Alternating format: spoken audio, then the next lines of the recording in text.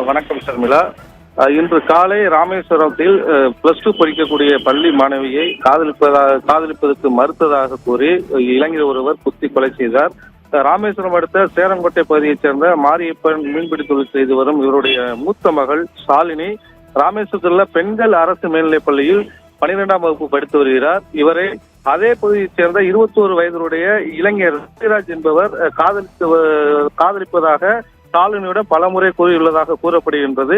இதனை மறுத்த ஷாலினி தனது தந்தையான மாரியப்பனிடம் இது குறித்து கூறியதை அடுத்து மாரியப்பன் முனிராஜை நேரில் சென்று கண்டித்துள்ளார். மேலும் தனது மகள் +2 படிப்பதால் அதை தொந்தரவு செய்ய வேண்டாம் என்றும் தெரிவித்துள்ளார். இதனை ஏற்க மறுத்த முனிராஜ் மீண்டும் இன்று பள்ளிக்கு சென்ற ஷாலினியை பின்தொடர்ந்து வந்து காதலிக்க கோரி வற்புறுத்தியுள்ளார். காதலிக்க அவர் மறுத்துள்ளதாக கூறப்படும் நிலையில் கத்தியை காட்டி மிரட்டி காதலிக்குமாறு கூறியுள்ளார். அதற்கும் அந்த மாணவி ஷாலினி மறுத்ததாக கூறப்படுகின்றது.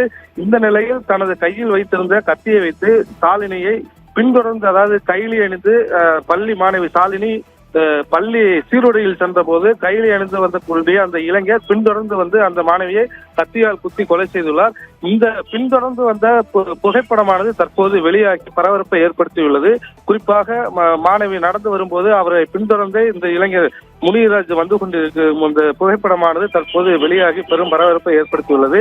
கத்தியால் மாணவி ஷாலினியை குத்திவிட்டு தப்பி ஓடிய முனிராஜை ராமேஸ்வரம் துறைமுக காவல் நிலைய போலீசார் பிடித்து தற்போது தொடர்ந்து விசாரணை மேற்கொண்டு வருகின்றனர். காதலிக்க மறுத்ததால் அந்த மாணவியை கத்தியால் கொலை செய்த சம்பவம் அந்த ராமேஸ்வரம் பகுதியில் மிகப்பெரிய பதற்றத்தையும் பரபரப்பையும் ஏற்படுத்தியுள்ளது. மேலும் தனது மகள் படித்து வாழ்க்கையில் முன்னேறுவார் என்ற ஒரு கனவோடு இருந்த அந்த பெற்றோரின் கனவும் தகர்ந்துள்ளது. இந்த மாணவி ஷாலினியுடைய உடலை பார்த்து பெற்றோர்கள் மற்றும் உறவினர்கள் கதறி அழும் அந்த ஒரு அறிவும் தற்போது அங்கு உள்ளவர்களை சோகத்தில் ஆழ்த்தியுள்ளது. இந்த கொலைக்கு காரணமான முனிராஜ் மீது உரிய தண்டனையை விரைந்து பெற்றுத்தர வேண்டும் என்றும் அந்த பகுதி மக்கள் கோரிக்கை விடுத்துள்ளார்கள். தொடர்ச்சியாக விசாரணையானது நடைபெற்று வருகின்றது. இந்த முனிராஜிடம் விசாரணை மேற்கொள்ளும் போது அடுத்த கட்ட தகவல்கள் என்ன என்பது வெளிவரும். அதே போல் தற்போது இந்த பின்தொடரக்கூடிய புகைப்படங்கள் வெளியாகியுள்ள நிலையில் கத்தி குத்து கொலை செய்த அந்த வீடியோவும் விரைவில் வெளியாகும் என எதிர்பார்க்கப்படுகிறது. சர்மிளா.